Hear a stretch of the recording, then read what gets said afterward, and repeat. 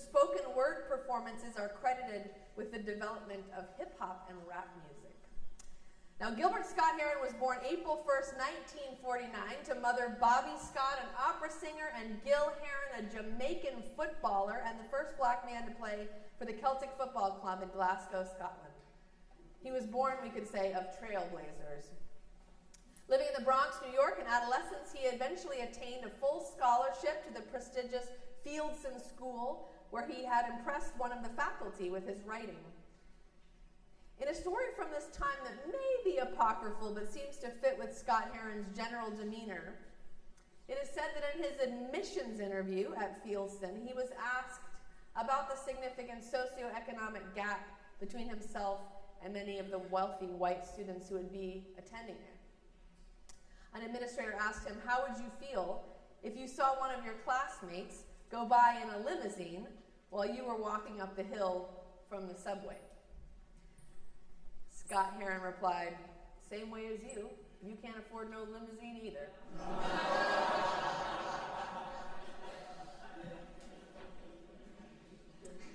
Scott Heron went on to Lincoln University in Oxford, Pennsylvania, where his literary hero Langston Hughes had also attended. It was there that he met Brian Jackson, with whom he formed his first band, Black and Blues. After about 2 years, he took time off to write 2 novels, which were published and well received, and despite not returning to finish his undergraduate degree, he was accepted to the writing seminar at Johns Hopkins University, where he received an MFA. But mostly he made his way by playing music. Scott Heron released his first album in 1970. It was called Small Talk at 125th and Lenox.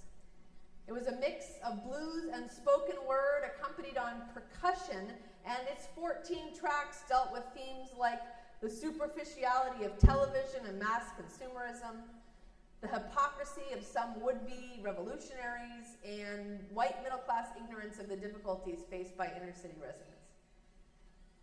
He would go on to release more than 20 albums with titles like Pieces of a Man, Winter in America, and Free Will, with singles like We Almost Lost Detroit, a piece performed for a No Nukes concert after the 3 Mile Island accident, Let Me See Your ID, a piece reflecting on the connections between South African apartheid and racial prejudice in the United States, and Home is Where the Hatred Is.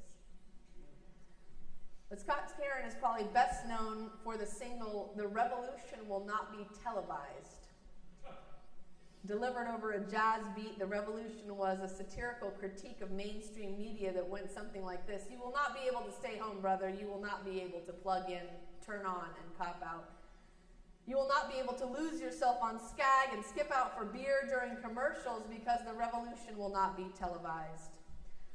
The revolution will not be brought to you by Xerox in 4 parts without commercial interruptions. The revolution will not show you pictures of Nixon blowing a bugle and leading a charge by John Mitchell, General Adams, and Spiro Agnew to eat hog maws confiscated from a Harlem sanctuary. The revolution will not be televised. The revolution will not be brought to you by the Schaefer Award Theater and will not star Natalie Woods and Steve McQueen or Bullwinkle and Julia. The revolution will not give your mouth sex appeal. The revolution will not get rid of the nubs. The revolution will not make you look 5 pounds thinner because the revolution will not be televised. There will be no pictures of you and Willie Mae pushing that shopping cart down the block on a dead run or trying to slide that color TV into a stolen ambulance, and NBC will not be able to predict the winner at 8:32 on Report from 29 districts.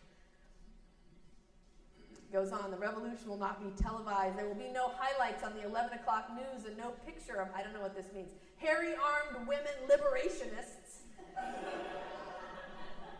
And Jackie Onassis blowing her nose. The theme song will not be written by Jim Webb or Francis Scott Key or sung by Glenn Campbell, Tom Jones, Johnny Cash, Engelbert Humperdinck, or the Rare Earth.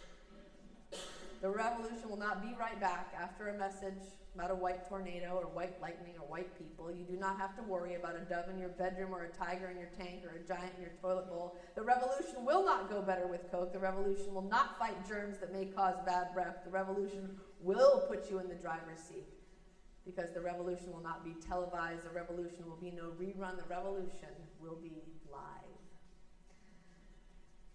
So that's Gil Scott Heron.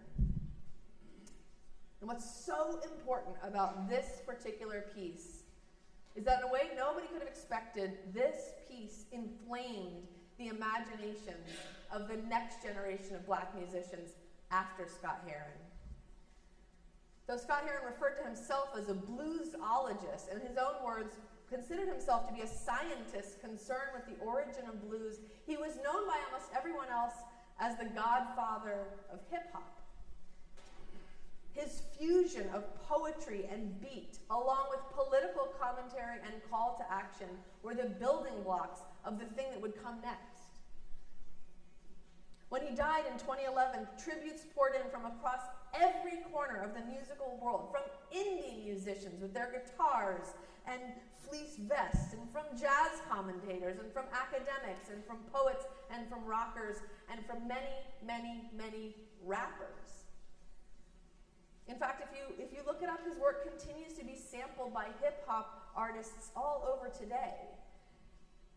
Now, by his mission, he didn't mean to create something new, but in interpreting an old form in a new way, he made an opening for something innovative to emerge. And I just want us to reflect on two aspects of that for a moment.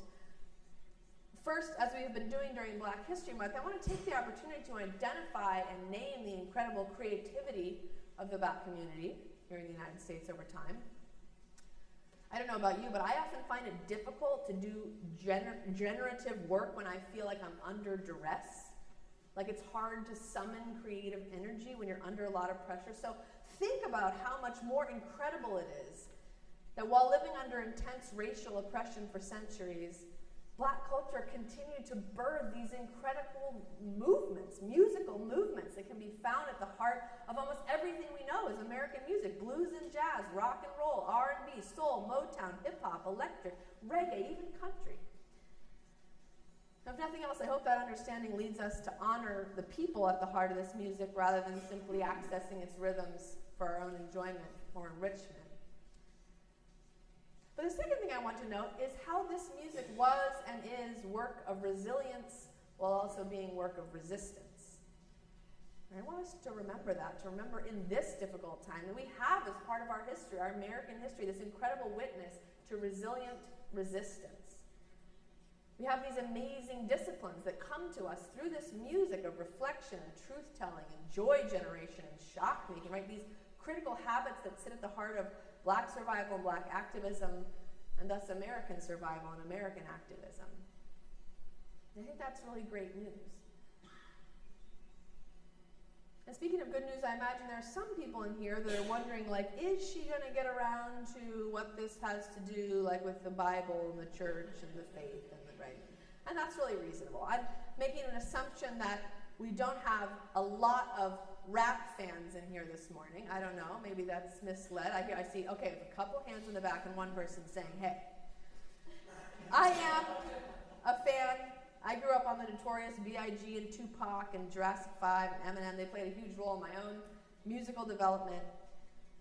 And I don't think that I could have identified it this way at the time, but it felt as though I was accessing something there that was truly alive and that was connected to the other things that I was coming to understand in the world as my spirit kind of woke up to the realities of the world and I heard this music.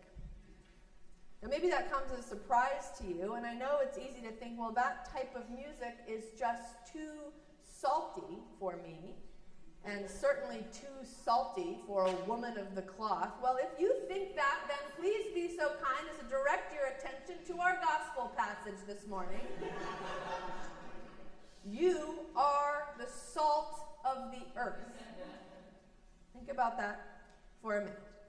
You are the salt of the earth. You are salty. You are meant to be salty if you truly pursue God's kingdom.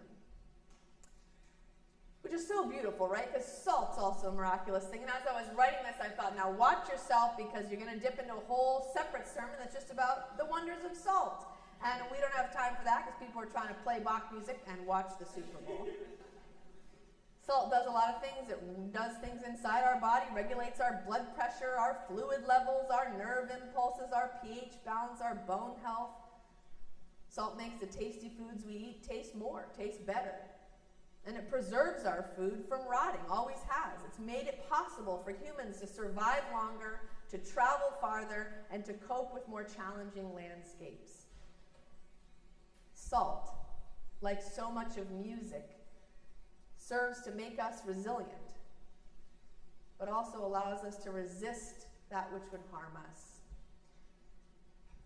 And we are meant to be salty. I think that's the truth of it. It's right there in the gospel. You can fact check me. We're meant to do salty things. We're meant to say salty words. We're meant to never lose our edge, lest the Spirit determine we are no longer of use to the kingdom. And I don't think we tend to think about this passage always in these terms, but I think it's fruitful to do so. When I got thinking about that this week, when I thought about this summons, right, to be in the earth, all I could think about was Gil Scott-Heron, right? How much he was the salt of his time. He was doing the work for which he was called. His words and his music filled people with life. In the words of one commentator, he said he was a pessimist that also had hope somehow, which I think is a place a lot of us feel we are.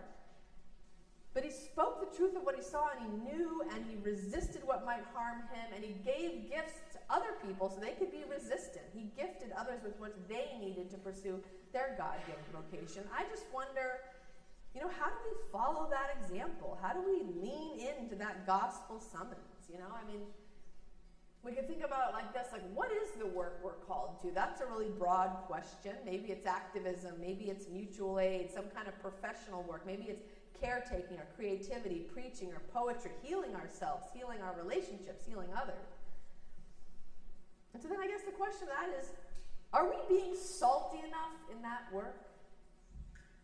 I think that directive is here. It might be a little unorthodox, but I think it's there. Are we spicing up the thing that we're called to so that it serves the liberative end of resilience and resistance that affirm our humanity and the humanity of everyone around us? I think we can ask that question. I think we can ask another question. In the end, does the way we do our work make space for others to take up the work they're meant to take up? To take up some of what we've done, of what we've made, and make it their own? Do we make space to do that? I sometimes think this last part's the most difficult. You make something, you want to keep it like it is. You want to pass that on to someone else and say, now keep this just like it is. But I don't think that is salty, faithful living, because from all I've read of the gospel, I have heard that it is a call to endless recreation. People thought with all the changes Jesus was making, he was just going to ruin that law. Jesus was pretty salty too, I should say. But Jesus says, I'm not here to destroy this, I'm here to fulfill it. You could say, I'm not here to ruin this, I'm here to make it new, I'm here to make it real, I'm here to make it alive again. And I think we're meant to do the best with what we have, but also be willing to give that into God's hands, that it might become something new, that it may become something else that God intends.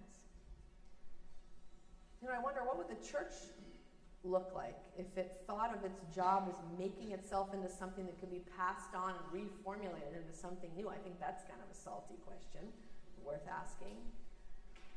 And I think it's worth asking because it is this work of creativity, faith says, that means that more freedom comes, more salvation comes, more life comes. I think we could maybe read back into the Gospels, Jesus talking on his disciples on those last nights and saying, the resurrection will not be televised, but it will be live. And it will be alive, and I will be alive, and I will be an ongoing part of your journey, an ongoing part of this creative work.